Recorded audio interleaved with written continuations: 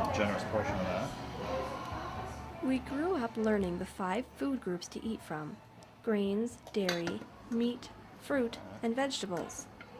But veganism takes away nearly half of these options.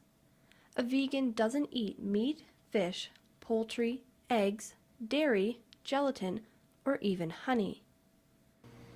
It's quite a change from the typical North American diet.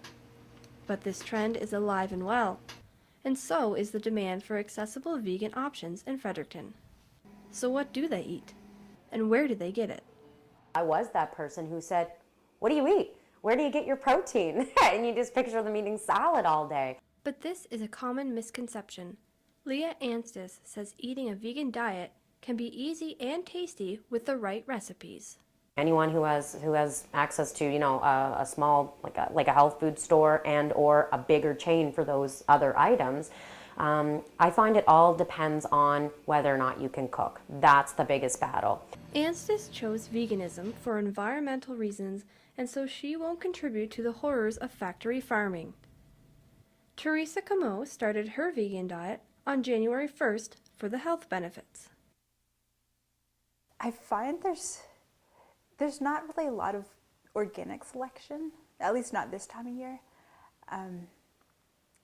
So I usually have to go to like a health food store like Aura or True Food Organics. Many vegans like Camo push their diets further by trying to buy only local and organic foods. So while vegan shopping in Fredericton might not be that difficult anymore, shopping for vegan, organic, locally grown products may be the newest challenge. Troy Sandwith is an experienced vegan. It's been over 10 years since he's eaten any animal products. I just make sure that I'm always eating a variety of foods and not eating the same thing every day. But yeah, your sources of protein would be your beans and lentils, your nuts, and your grains. Aura Whole Foods has many vegan options. They've been in business for over 20 years. We have a lot of dairy-free options, cheese and yogurt, lots of meat alternatives too, lots of local veggies and beans, stuff like that. But Aura has some new competition. Real Food Connections. Real Food Connections has been open for only a year, but business is so good they're expanding within the next 3 months. Levi Lawrence co-owns the business with his fiance. There's people who want to buy local for nutritional value because they see organics going into Walmarts and Sobeys and Superstore, and so they're questioning what organic really means. And whereas not everything I sell is organic, and a lot of it is, I can tell you the person who grew it and where they live, and they'll welcome them on your farm if you want to make that extra effort. And that accountability of knowing that your neighbor grew it, it gives you that safety. Real Foods started as a website where people could place orders and have local food delivered to their door. They offer vegetable boxes for a set price, which is popular among many vegans. I actually find it cheaper to go to a place like Real Food Connections because you buy a veggie box and it's a set price and the variety is constantly varying and it's unreal economical. I get a box and it lasts me about 3 weeks before I have to reorder, and a lot of people order weekly but they have a bigger family. In the summers I usually get like a CSA. I get my fresh weekly vegetables from a farmer. They deliver it to Fredericton. And then the program isn't offered this winter, so I've been going to Real Food Connection.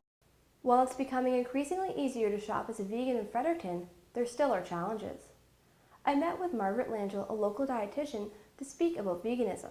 She says the benefits include a diet low in saturated fat, high in fiber, and rich in fruits and vegetables. But there are consequences. She says if you're looking to become a vegan, you really need to become an expert. Eliminating meat and dairy can leave you prone to deficiencies in calcium, protein, iron, vitamin D, and vitamin B12. That's why the research is so crucial. Vegans get protein and calcium from tofu, green leafy vegetables, soy milk, and almonds. They get iron from beans and lentils, B12 from fortified soy milk, and vitamin D from the sun and enriched orange juice. So then you have to learn all over, okay, if I'm not going to eat certain things, what am I going to eat in place of it? And so then it's kind of, you learn as you go. And of course, at first, it takes a lot of time because you don't know what you can and can't eat, and you're reading labels all the time. Now the biggest obstacle for vegans is eating out. Nirvana is the only all-vegan restaurant in Fredericton. They opened last year, but labeled it as a vegetarian restaurant because vegan tends to scare away customers.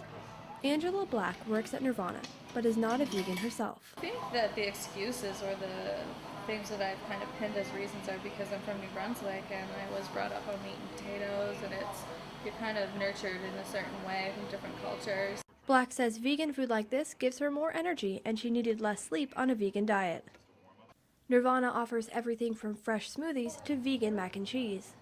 We have had access to materials and the ingredients used for vegan cooking forever, but if you're talking about accessibility of vegan food on menus in restaurants, that's very minimal because, predominantly meat dishes that you'll find in a restaurant will be centered around the meat, right?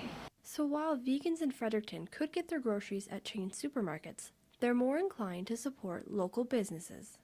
I saw a need, especially because I come from the restaurant community, and I really see that eventually restaurants are going to take advantage of the local food movement. I've been to places even as close as PEI and as far as BC, where you go into restaurants, whether it's fine dining or whether it's pub food, and there's going to be farms named on the menu.